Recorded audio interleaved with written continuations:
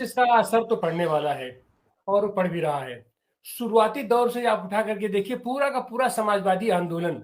चाहे वो जो जिस तरीके का हमारा समाजवाद रहा हो, वैज्ञानिक समाजवाद रहा हो, भारतीय समाजवाद रहा हो, सामाजिक अपना समाजवाद रहा हो, समाजवादी दर्शन पूरा का पूरा जो 85% जो कहा जाता है, 15 बनाम 85 का जो झगड़ा है, उसको लेकर के उसको फोकस करने की कोशिश तो करता रहा है। लेकिन बीच में ये संकट आ गया था कि ये जो जातियों का जो इक्वेशन है, उसमें खास करके एक जाति विशेष जो है वो इतनी आक्रामकता के साथ अपने समाज में अपना वर्चस्व स्थापित करती है कि ये जो अति दलित और अति पिछड़े लोग हैं, वो थोड़ा सा अपने आप को असहज महसूस करते हैं उसके साथ। लेकिन वही समीकरण बीच में बना, और खास करके मैं जिक्र करूंगा मुलायम सिंह यादव का। मुलायम सिंह यादव और काशीराम ने जो इक्वेशन बनाया था, सही माने में वही इक्वेशन है जो कि एक परिवर्तनकारी इक्वेशन और जो समता मूलक समाजवादी समाज की स्थापना के लिए सक्षम वो इक्वेशन था। बाद में भी जो आया है मायावती और अखिलेश के बीच का जो रहा है समीकरण रहा है, उसमें वो कहीं ना कहीं से वो गर्माहट, वो बाउंडिंग नहीं हो पाई थी जो मुलायम और काशीराम की बाउंडिंग थी। तो और जिसके चलते, क्योंकि इसमें मायावती जी कहीं ना कहीं से उनकी जो अति महत्वाकांक्षा थी वो उसके बीच में आ गई, और जिसके चलते वो मामला टूट गया। तो और उसके टूटने के बाद लेकिन एक अच्छी बात ये हुई कि मायावती जी का पूरा जो प्लान है, या उनका जो कार्य पद्धति है, या उनके जो काम करने का ढंग है, वो एक तरीके से एक्सपोज हो गया है आज की तारीख में हमारे समाज में। लेकिन वो मायावती जी का जो एक खास जो उनका समूह है, जो उनका वोटिंग समूह है, जो उनकी कॉन्स्टिट्यूंसी है, वो कॉन्स्टिट्यूंसी अभी तक पूरी तरीके से अखिलेश जी या समाजवादी पार्टी के पास खिसक के नहीं आ पाई है। उसके नेता लोग तो आ रहे हैं, लेकिन जो उसके पीछे जो उसका आधार वोट है, जो उसके आधार लोग हैं, वो कहीं ना कहीं से उनके बीच में अभी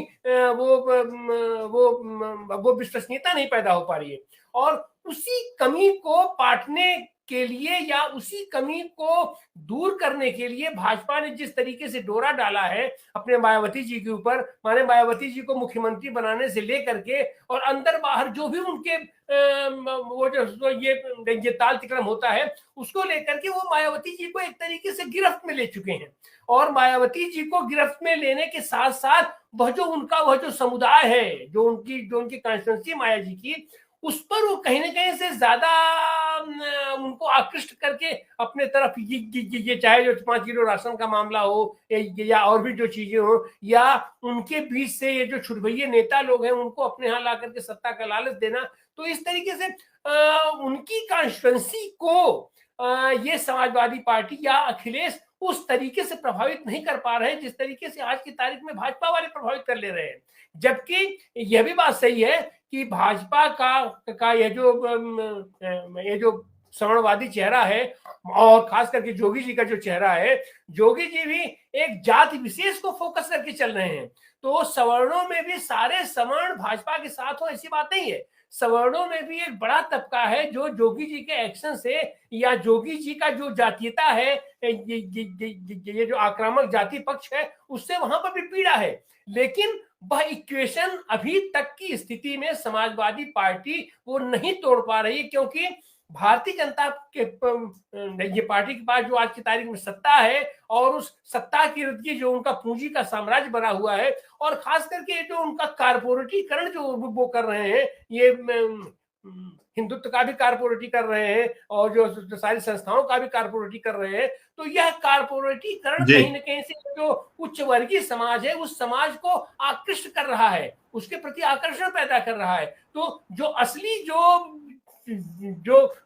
उसकी धरातल है, उस धरातल तक जाने नहीं दे रहा है। तो इसकी चकाचौंध के चलते समाजवादी पार्टी के पास थोड़ी सी दिक्कत है। लेकिन यह जब कुहासा छट जाएगा, बदली छटेगी, और खास करके राष्ट्रीय पैमाने पर ये जो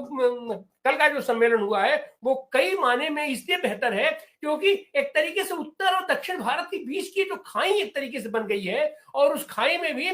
दक्षिण कभी भी केंद्रीय सत्ता का या केंद्रीय सर्वोच्च सत्ता में उसकी भागीदारी उस तरीके से आज तक नहीं हो पाई है, ये जिस तरीके से उत्तर भारत की होती रही है।